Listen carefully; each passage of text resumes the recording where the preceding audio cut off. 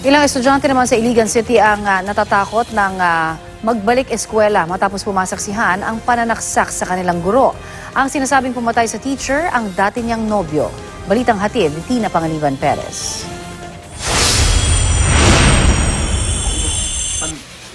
Pinaglalamayan ngayon sa kanilang bahay sa Iligan City ang gurong si Cheryl Dologin, 36 anyos. Namatay si Dologin matapos pagsasaksakin sa harap ng kanyang mga estudyante sa Bakitana Elementary School. Suspect ang kanyang dating nobyo na si Albert Bansalao, 33 anyos, isang security guard. Base sa investigasyon, January 24 ng hapon ang suguri ng suspect ang biktima habang nagkaklase at doon pinagsasaksak.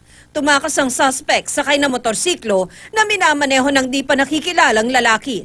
Dahil sa insidente, natatakot na raw pumasok sa eskwelahan ng mga batang nakasaksi sa krimen. Pero nagbigay sila ng salaysay sa presinto kasama ang kanilang mga magulang. With the complaint natin ng parents ang ibang nakakita, pag-surprise na siya para sa kaso. Ang primary nag-testify is mga bata, yung nangyari sa classroom. Kwento ng ina ng biktima, 2 araw bago ang pananaksak, pinuntahan din daw ng suspect ang biktima sa eskwelahan at pwersahang isinama sa isang inn.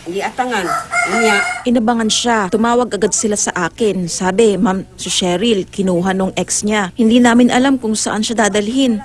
Hanapin niyo.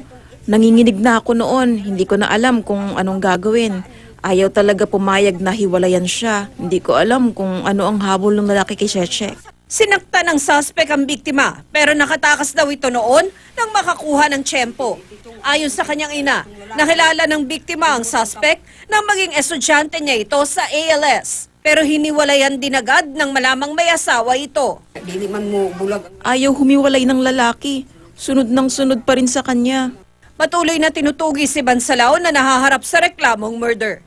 Tina Panganiban Perez, GMA News.